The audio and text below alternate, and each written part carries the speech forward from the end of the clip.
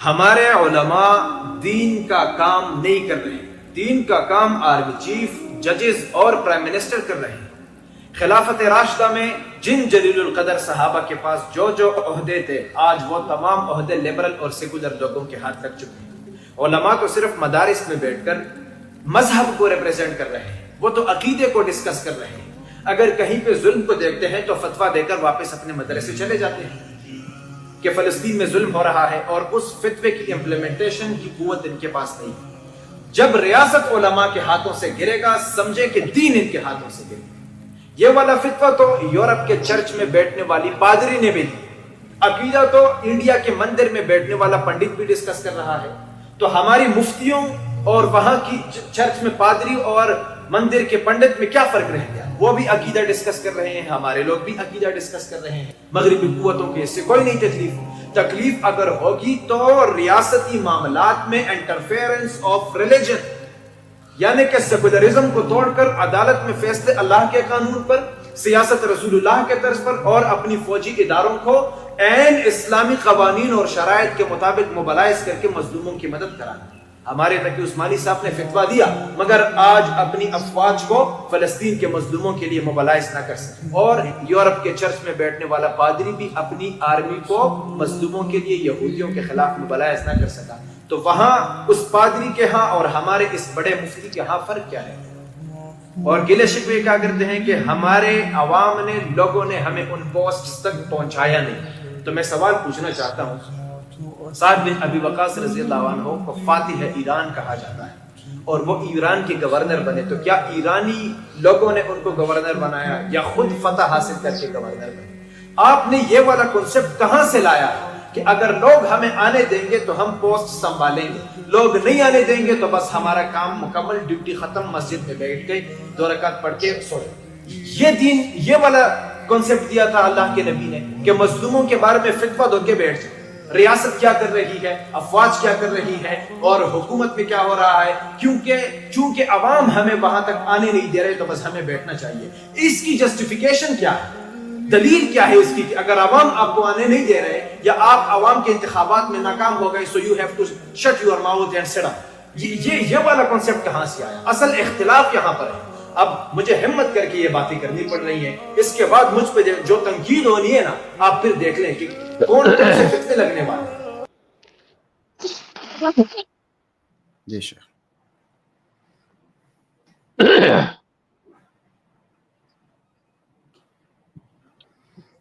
الحمدللہ رب العالمین،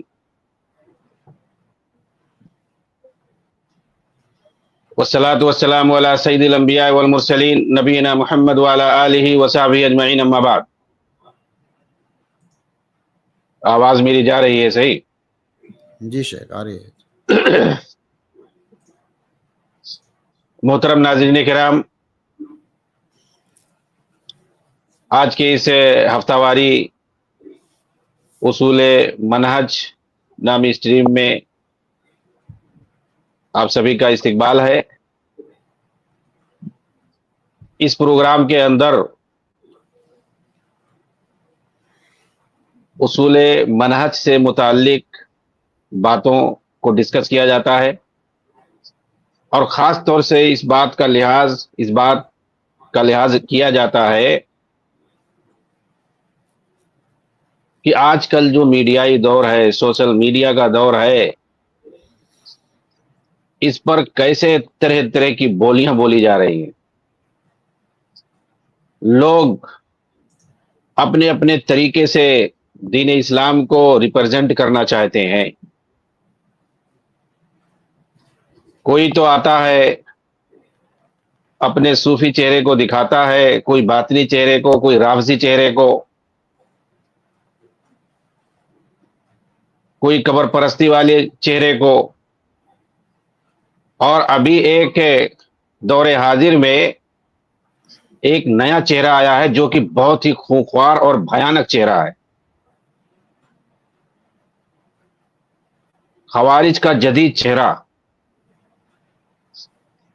اس میں کیا ہوتا ہے،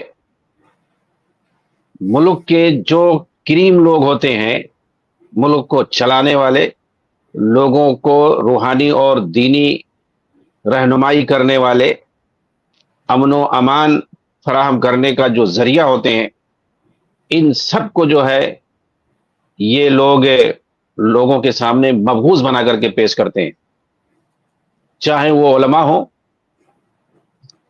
या हुक्मरान हो या फिर मुल्क की अफवाज हो। इन तीन का मुल्क के अंदर बहुत बड़ा किरदार होता है। मुल्क के अंदर अमन व अमान कायम करने में, मुल्क के तहफ़्फ़ुज़ में, उसकी सालमियत के लिए, और मुल्क के अंदर खुशहाली पैदा करने के लिए, सहूलतें पैदा करने के लिए, और साथ ही दीनी और रूहानी रहनुमाई के लिए। ये जो तीनों मुल्क के अरकान हैं, सुतून हैं, यानी उलमा जो उसके होते हैं उस मुल्क के अंदर, उस मुल्क के अंदर जो हुक्मरान होते हैं, और उस मुल्क की जो अफवाज होती है, ये तीनों चीज बहुत अहम होते हैं किसी भी मुल्क के अंदर। उसके अंदर जो है अमन व अमान को बाकी रहने के लिए, उसके मुल्क के अंदर खुशहाली और सहूलियात पैदा होने के लिए, और इसी तरीके से दीनी रहनुमाई के लिए। ये बात जान के चलिए, ये जो मौजूदा दौर की जो खारिजी चेहरा है, ये बहुत ही खूंखार और भयानक है दीगर तमाम चेहरों से। ये इन सब को जो है अवाम की नजर में मबहूस बना करके पेश करती है।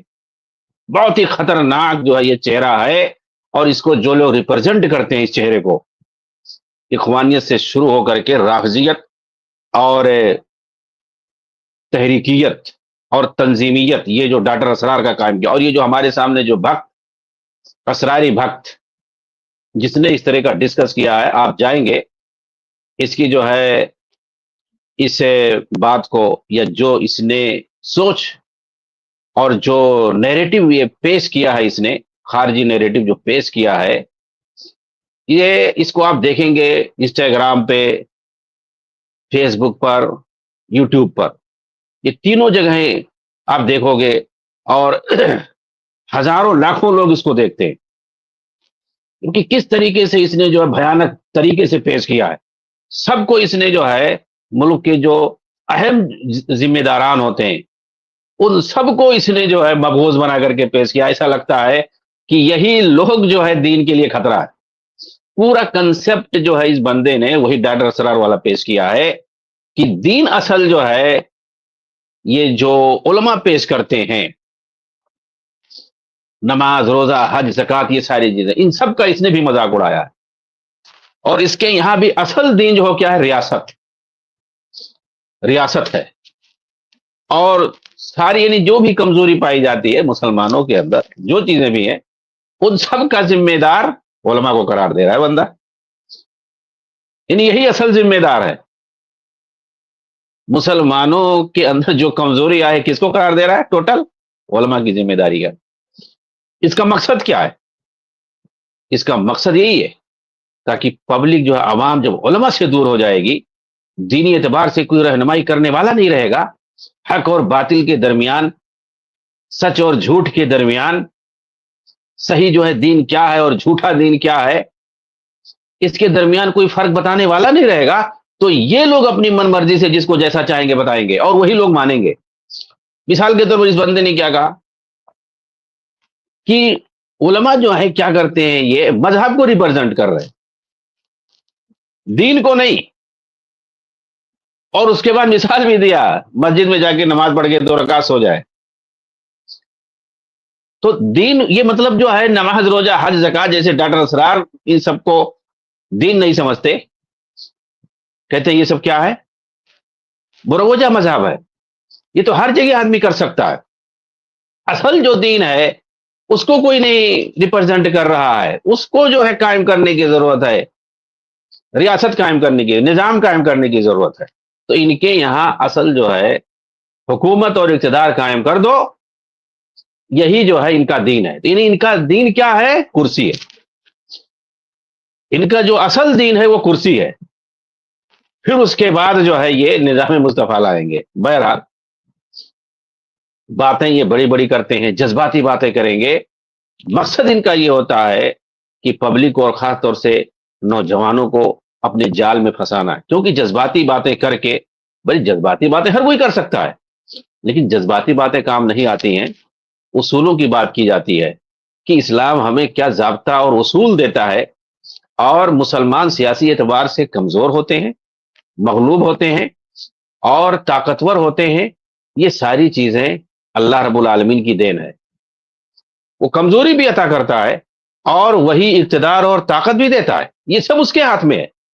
جی ہاں، ایک انسان کا کام ہے، وہ چاہے سیاسی اعتبار سے کمزور ہو یا سیاسی اعتبار سے اس کے پاس طاقت ہو، ہر حال میں وہ دین پر عمل کرے اور دین کی تبلیغ کرے، یہ اس کا کام ہے. جی ہاں، اور دین اسلام کے بارے میں یہ کہنا ان لوگوں کا جو کنسپٹ ہے، اور اسی وجہ سے یہ لوگ پریشان رہتے ہیں کہ یہ جو آیا ہے سب پر غلبہ حاصل کرنے کے لیے آیا ہے، سب پر غالب ہونے کے لیے آیا ہے.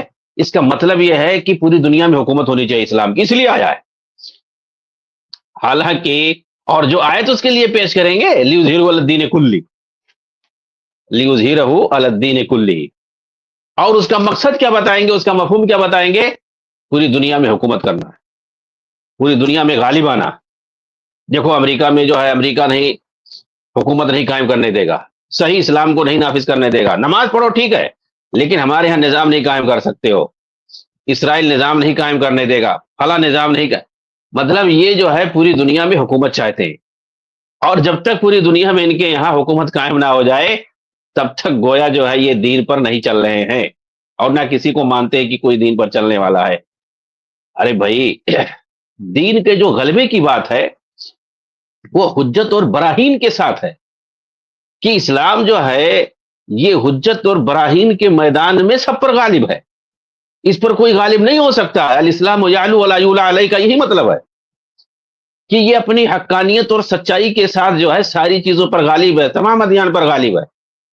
اس کے علاوہ سارے ادیان باطل ہیں، یہ ہمیں سمجھانا ہے دلیلوں کے ذریعے سے، حجت اور برہان کے ذریعے سے. اور یہ صرف ایک گروہ جو ریپرزنٹ کرے گا، اس چیز کو سمجھانے والا صرف ایک ہی گروہ ہے، اور وہ حدیث میں ہے لا تزال طائفۃ من امتی، کہ میری امت کا ایک ہی گروہ ہوگا جو برابر حق پر قائم ہوگا، اللہ کی طرف سے اس سے جو ہے تائید حاصل ہوگی. تو وہ تو ایک ہی گروہ ہے، وہی سمجھانے والا ہے حجت اور براہین کے ساتھ. وہ قیامت تک یہ باقی رہے گا. اور باقی تو ایسے ہی اپنی اپنی بولی بولتے ہیں، یہ لوگ بھی اپنی بولی بولتے ہیں. تو ان لوگوں کا جو پھنڈا ہے وہ یہ ہے کہ پوری دنیا میں حکومت ہو. ارے پوری دنیا میں نہ نبی صلی اللہ علیہ وسلم کی حکومت تھی، نہ خلفائے راشدین کی حکومت تھی، اور نہ امام مہدی جب آئیں گے منہاج النبوہ وہ بھی خلافت کریں گے، ان کی بھی حکومت پوری دنیا پہ نہیں ہوگی. تو آخر جو ہے کیسے مان لی جائے؟ اس کا مطلب اسلام کبھی غالب ہی نہیں ہوا. گویا اسلام نہ نبی کے زمانے میں غالب تھا، کیونکہ نبی کے زمانے میں صرف جزیرۃ العرب پر مسلمانوں کی حکومت تھی. اس کے علاوہ خلفائے راشدین کو دیکھ لو، تھوڑا اور بڑھ گیا اس کا دائرہ. تو کیا مطلب جس کو یہ لوگ اصل بناتے ہیں، اصل مانتے ہیں، اس کے علاوہ تو کہتے ہیں اسلام ختم ہی ہو گیا. خلافت راشدہ کے بعد بنی امیہ کا دور آیا، حضرت معاویہ رضی اللہ تعالیٰ عنہ کے زمانے ہی سے یہ لوگ کہتے ہیں اسلام ختم ہو گیا، ڈاکٹر اسرار کی طرح سے. تو اس کے بعد تو اسلام ہی نہیں ابھی تک. اب یہی لوگ قائم کریں گے، یہی لوگ اسلام لائیں گے. ابھی تک اسلام ہے ہی نہیں، نظام کفر میں یہ لوگ جی رہے ہیں، اور دنیا میں کہیں ایک انچ پر جو ہے اللہ کا نظام قائم نہیں ہے ڈاکٹر اسرار کے بقول، اور سب نظام کفر میں جی رہے ہیں. اور یہ بھی ان کا کہنا ہے کہ نظام کفر میں اللہ ہم جی رہے ہیں، ہمارا کوئی عمل قبول نہیں ہو رہا. تو یہ تو ان لوگوں کا فنڈا ہے، ان لوگوں کا عقیدہ ہے. تو ان کے حساب سے اگر دیکھا جائے تو اسلام تو کبھی بھی غالب نہیں ہوا، نہ اللہ کے رسول کے زمانے میں، نہ خلفائے راشدین کے زمانے میں. تو کب غالب ہوگا بھائی تم لوگوں کی نگاہ میں؟ اس لیے جو ہے یہ اقتدار اور عہدہ اور سیاسی عروج حاصل ہونا، سیاسی اعتبار سے مضبوط ہونا، غالب ہونا، اور جو ہے چاہے جہاں جو ہے فوج کو بھیج کر کے لڑائی کر لینا، یہ کوئی جو اسلام نہیں ہے کہ جو ہے اس کو جو ہے تم اسلام قرار دے رہے ہو. اگر یہ چیز نہیں پائی جا رہی تو گویا اسلام کو کوئی ریپرزینٹ کرنے والا ہی نہیں. یعنی اگر تم لڑائی بھڑائی نہ کرو، ہر وقت جو ہے کسی نہ کسی سے جنگ نہ کرو، تو گویا کیا نام ہے، تمہارا اسلام کو فالو نہیں کر رہے ہو، اسلام کو ریپرزینٹ نہیں کر رہے ہو.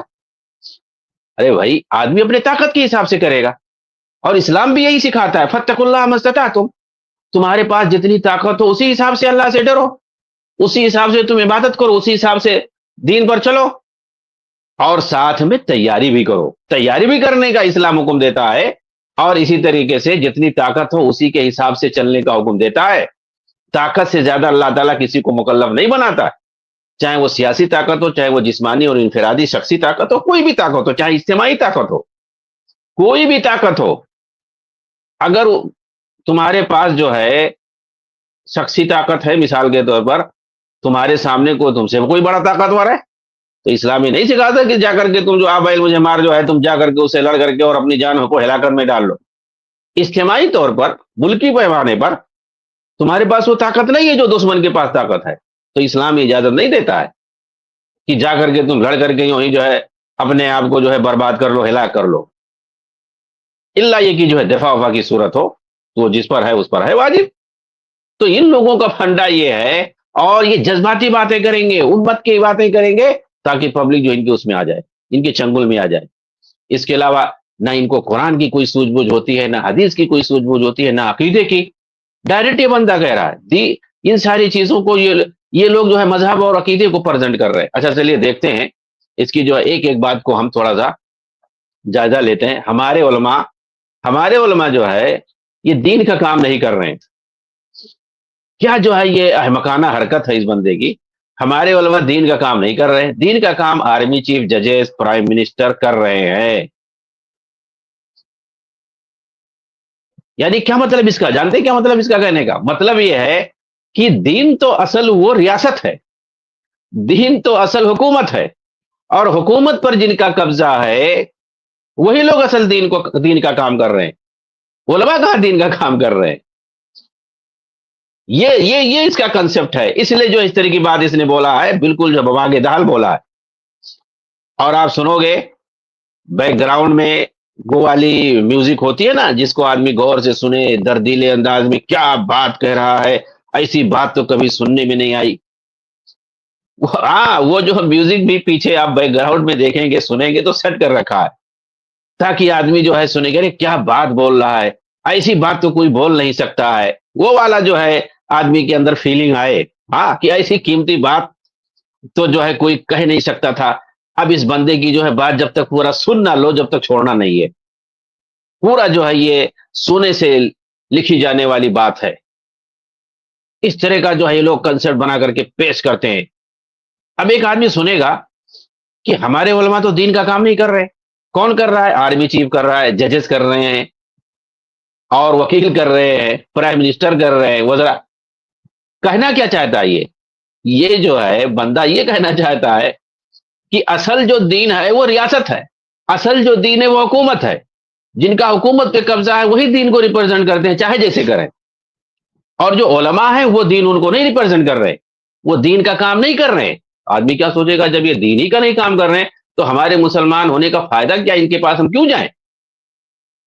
اور جب دیکھیں گے بھائی آرمی چیف کیا کر رہا ہے, ججز کیا کر رہے ہیں, پرائم منسٹر یا جو دیگر وزراء ہیں, گورنر ہے, یہ لوگ تو کچھ یہ بھی نہیں دین کا کام کر رہے ہیں اگر دیکھا جائے تو, یا غلط ریپرزینٹ کر رہے ہیں دین کا, دین کے نام پہ سیکولرزم پیش کر رہے ہیں جیسا کہ اس بندے نے کہا.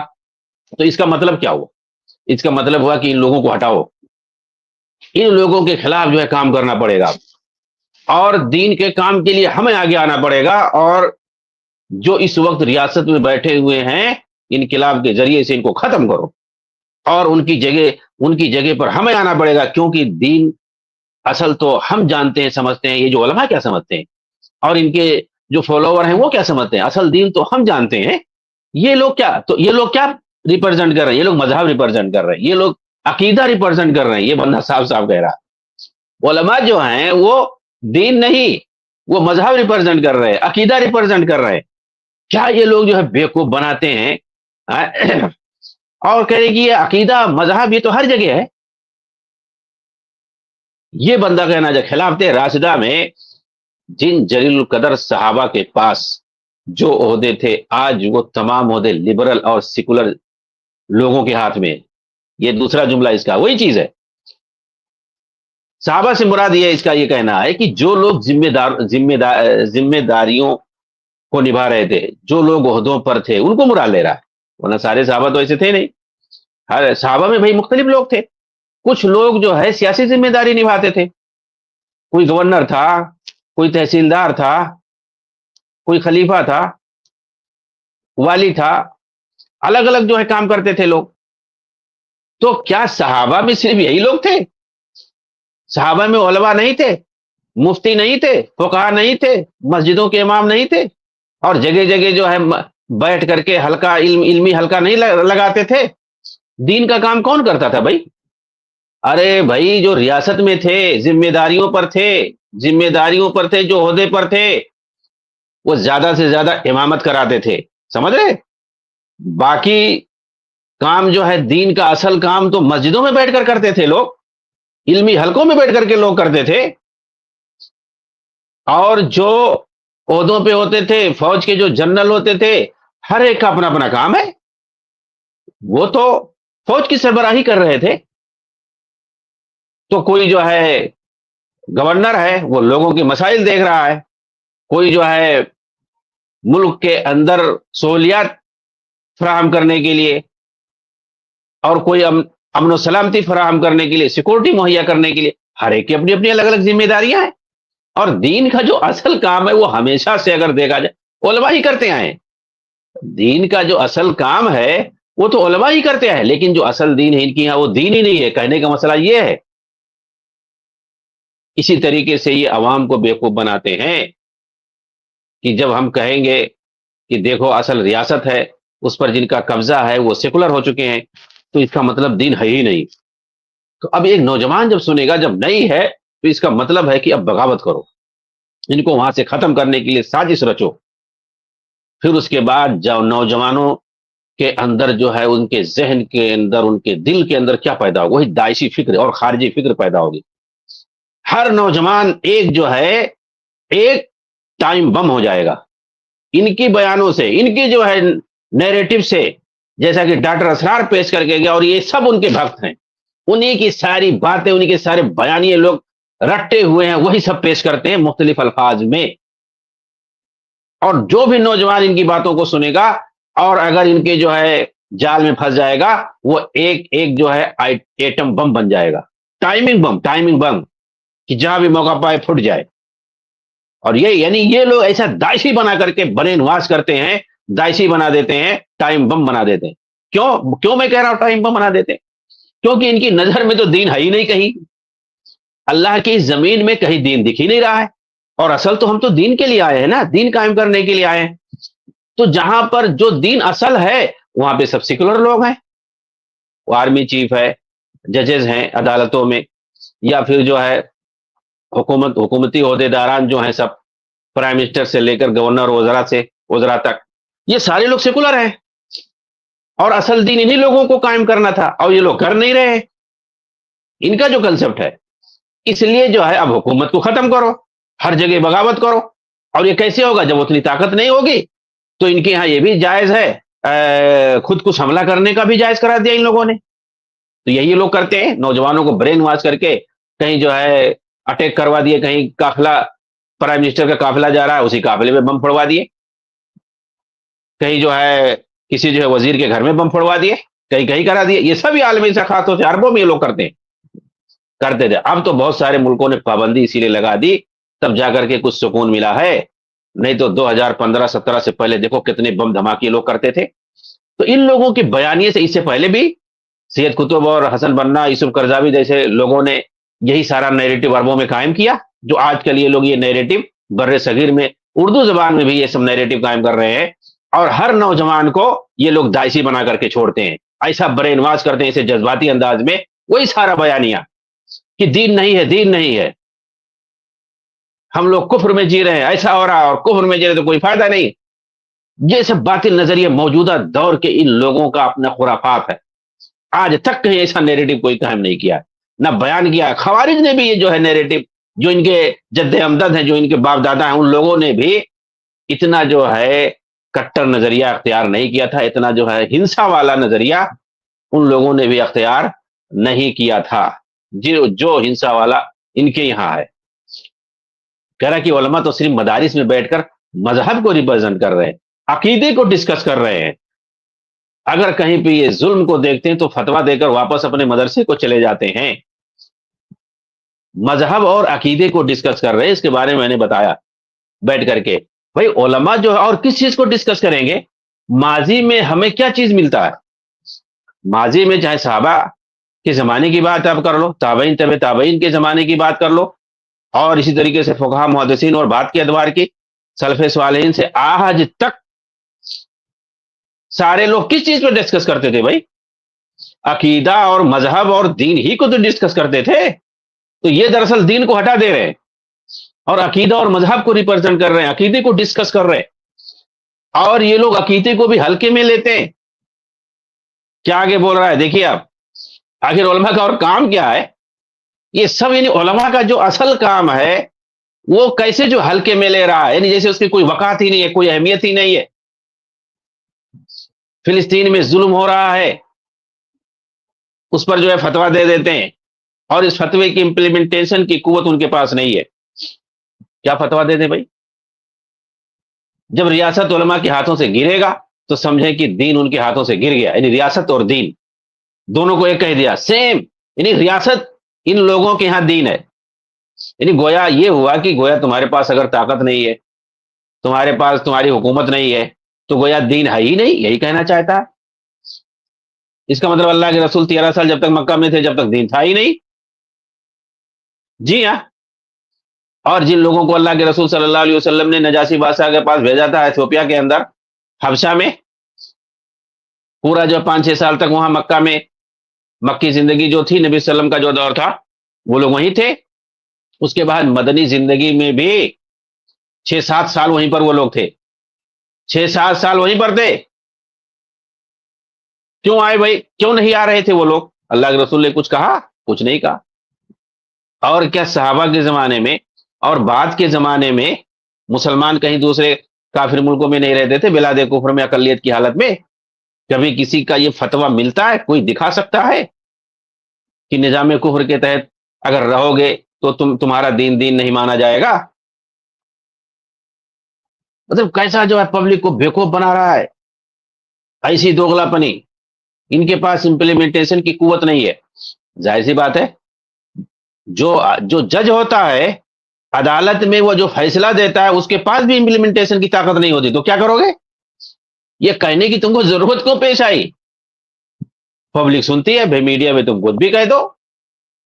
تو جو فتویٰ دیتا ہے کیا وہ جا کر کے وہی قوت نافذہ بھی ہوتا ہے؟ ہر ایک کا اپنا الگ الگ کام ہوتا ہے. قوت نافذہ الگ ہے، قانون بنانے والا الگ ہے، اور ریسرچ کر کے تحقیق کر کے مسئلہ بیان کرنے والا الگ ہوتا ہے. ساری چیزیں الگ ہیں. کون نہیں جانتا ہے؟ بندہ کیا کہہ رہا ہے؟ یہ جو فتویٰ ہمارے یہاں مولوی لوگ دیتے ہیں، یہ والا فتویٰ تو یورپ کے چرچ میں بیٹھنے والے پادری بھی دیتے ہیں. کیسی بات کہہ رہا ہے؟ یعنی علماء دین کو، علماء اسلام کو چرچ میں بیٹھنے والے پادریوں سے تسبیح دے رہا ہے یہ. جی ہاں، یہی ڈاکٹر اسرار بھی کہتا تھا، اس کے بھکت بھی یہی کہہ رہے ہیں. یورپ میں کے چرچوں میں بیٹھنے والے پادری بھی یہی فتویٰ دیتے ہیں. عقیدہ تو انڈیا کے مندر میں بیٹھنے والا پنڈت بھی ڈسکس کر رہا ہے. دیکھ رہے صاحب اس نے کیا کہا کہ انڈیا کے مندر میں بیٹھنے والا پنڈت بھی عقیدہ کا ڈسکس کرتا ہے، عقیدے پر باتیں کرتا ہے. ہمارے مفتیوں اور وہاں کے چرچ میں پادری اور مندر کے پنڈت میں کیا فرق رہ گیا؟ یعنی کوئی فرق نہیں اس کے یہاں. یعنی مندر کے پنڈت اور چرچ کے پادری اور جو ہمارے علماء اور مفتی ہیں ان میں کوئی فرق نہیں ہے اس کے یہاں. یہ جو ہے اسرار بھکتوں میں کوئی فرق نہیں دکھائی دیتا ہے. ایک پنڈت اور چرچ کے درمیان اور علماء دین کے درمیان ان کے یہاں کوئی فرق نہیں ہے، اور بالکل نہیں ہے. یہ لوگ علماء اسلام کو ایسے ہی بدنام کرتے ہیں تاکہ ان کی وقات اور اہمیت گھٹ جائے. یہ ثابت کرتے ہیں اپنی تقریروں کے ذریعے سے، اپنی تحریروں کے ذریعے سے، کہ جو یہ مولوی ہیں، مفتی بنے گھومتے ہیں، ان کی حیثیت ایک پادری سے زیادہ نہیں ہے. کہتا ہے کہ وہ بھی عقیدہ پہ ڈسکس کرتے ہیں، ہمارے لوگ بھی عقیدہ ڈسکس کرتے ہیں. مغربی قوتوں کو اس سے کوئی تکلیف نہیں ہے. یعنی مطلب مغربی قوتوں کو تکلیف ہے نہیں ہے، تمہیں اس سے کیا لینا بھائی؟ انہیں تو دین اسلام ہی سے تکلیف ہے. اس سے نہیں تکلیف ہے، تم نماز پڑھو، فتویٰ دو، یہ کرو، وہ کرو، روزہ رکھو، قربانی کرو، اس سے انہیں نہیں. ارے دین ہے کیا چیز؟ حسن بصری رحمہ اللہ کے پاس چند خوارج آئے اور کہا کہ حجاج بن یوسف کا ظلم بڑھ گیا ہے، ہم خروج اور بغاوت کرنا چاہتے ہیں. انہی لوگوں کا کنسپٹ بتا رہا ہوں میں، یعنی اس نظام کو اکھاڑ پھینکنا چاہتے ہیں. حسن بصری رحمہ اللہ نے کہا، حسن بصری کبار تابعین میں سے ہیں، سینکڑوں نہیں ہزاروں صحابہ کو دیکھا ہے انہوں نے کیا کہا کہ حجاج بن یوسف نے تم کو نماز پڑھنے سے روکا، زکوٰۃ دینے سے روکا، حج کرنے سے روکا، جمعہ جماعت سے روکا؟ کہا نہیں. تو کہا اس کا مطلب جو ہے تمہارا اس سے کچھ دنیاوی پرابلم ہوگا، تمہیں وظیفہ نہیں دے رہا ہوگا، تمہیں نوکری سے ہٹا دیا ہوگا، تمہارا کہیں جائیداد اس نے جو ہے قبضہ کر لیا ہوگا، کسی کو ناحق مارا ہوگا، یہی ہوگا؟ تو کہا ہاں یہی ہے. تو کہا یہ سب کیا ہے؟ دنیاوی چیزیں. اس کا مطلب تم دنیا کی خاطر لڑنا چاہتے ہو اس سے، دنیا کی خاطر تم لوگ لڑنا چاہتے ہو، دینار و درہم کے لیے تم لوگ لڑنا چاہتے ہو، اور پھر جو ہے ملک کے اندر خون اور فساد پھیلانا چاہتے ہو. یہ خوارج کی ہاں یہی چیز ہے. اور یہ بندہ دیکھو کیسے کہہ رہا ہے، یہی ساری چیزیں جو حسن بصری رحمہ اللہ نے کہا کہ وہ تم کو جو ہے نماز، تو امام بصری دین کس کو سمجھتے تھے؟ یہی تو. دین پر اگر عمل کہیں بھی ہو تو ہمیں تو اصل دین پہ عمل کرنا ہے نا. حکومت کوئی بھی کرے، اب اس کی جو ذمہ داری اگر مسلمان ہے، اس کی جو ذمہ داری اگر ذمہ داری نہیں پوری کرتا ہے تو اس کا ذمہ دار وہ ہوگا، اس کا حساب وہ دے گا. بھئی ہم رعایا اگر ہیں تو ہماری جو ذمہ داری ہم اس کو کریں. جزاکم اللہ خیر دکتور اجمل منظور مدنی حفظہ اللہ. اگر آپ بھی اخوانی اور تحریکی جو فکر ہے اس سے اگر آپ لوگ متاثر ہے تو دکتور اجمل منظور مدنی حفظہ اللہ کا i+ TV پہ اصول منہج ایک پروگرام چلتا ہے، منڈے کو رات کو لائیو اسٹریم ہوتی ہے، آپ اس کو سنا کریں اور آپ لوگوں کے سامنے اخوانی اور تحریکی فکر جو ہے، ان کے پروپیگنڈے جو ہوتے ہیں، ان کے غلط افکار و نظریات جو ہوتے ہیں وہ آپ کے سامنے کھل کر واضح ہوئیں گے.